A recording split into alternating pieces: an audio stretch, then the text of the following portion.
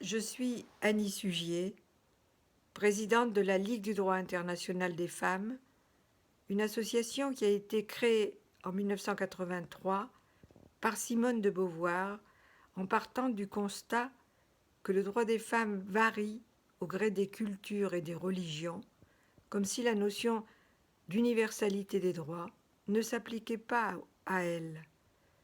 Et c'est en 1992, en regardant à la télévision les Jeux olympiques de Barcelone, que j'ai réalisé que la loi olympique pouvait nous aider à promouvoir ce droit universel des femmes.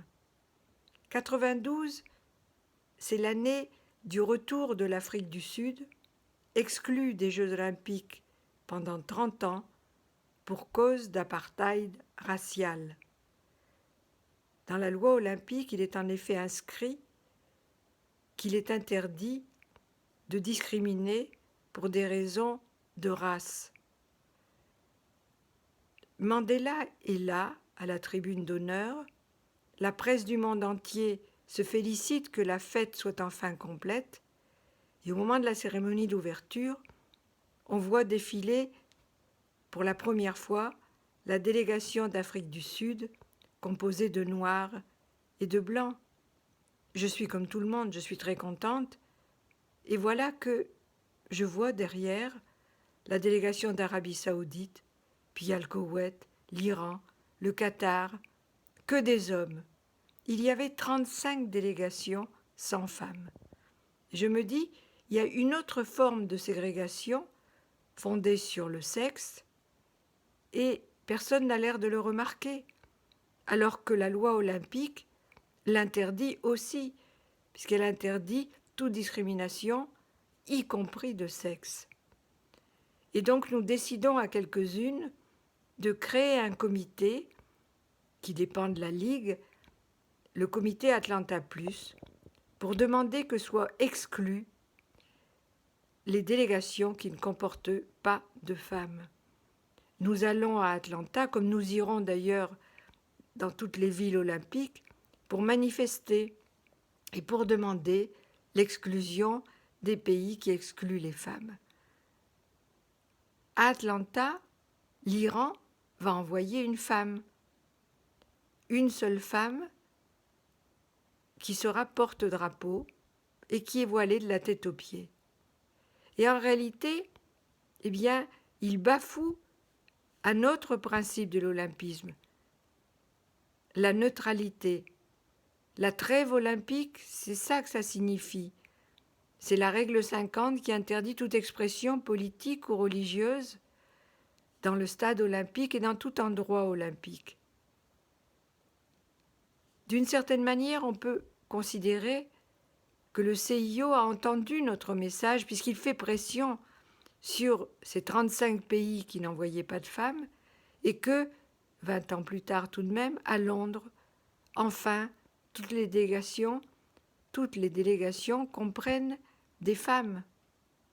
Mais un certain nombre de théocraties islamistes ont posé des conditions comme l'Iran, et en particulier l'Arabie saoudite, qui va être la dernière, la plus récalcitrante. Elle va poser 3 conditions: que les femmes soient voilées de la tête aux pieds, qu'elles participent à des compétitions non mixtes et qu'elles soient en permanence sous le regard de leur tuteur mâle. Dans ces conditions, le sport n'est plus émancipateur et la charte olympique n'est pas respectée. C'est pour ça qu'à Londres, nous organisons une cérémonie festive avec un orchestre de jazz. Nous simulons un enterrement. En l'occurrence, nous avons mis la charte olympique dans un petit cercueil et nous le jetons dans la Tamise. On peut considérer que cet aspect de notre combat, nous l'avons perdu. Mais nous apprenons, il n'y a pas si longtemps que ça, que Paris est candidat et que Paris finalement est choisi pour organiser les Jeux de Paris 2024.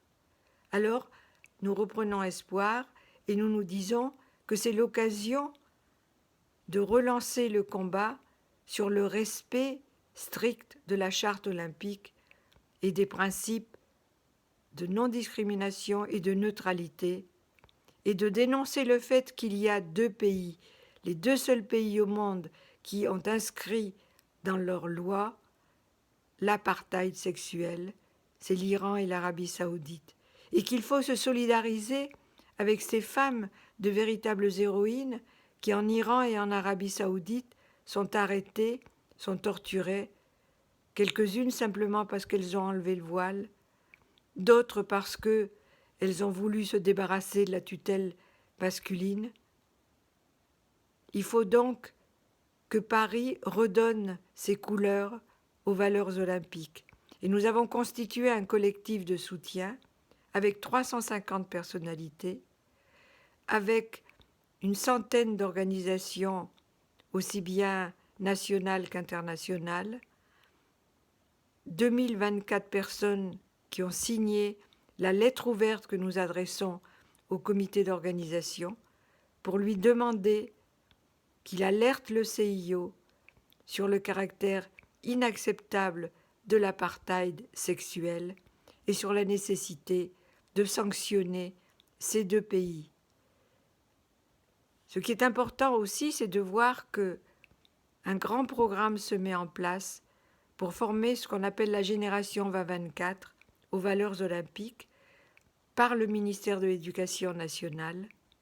Et nous pensons que c'est justement l'occasion d'expliquer ce que sont ces valeurs, ce que c'est que l'olympisme, qu'il faut qu'il soit appliqué aux femmes et qu'il y a deux pays qui ne veulent toujours pas le faire. Nous vous demandons de nous soutenir.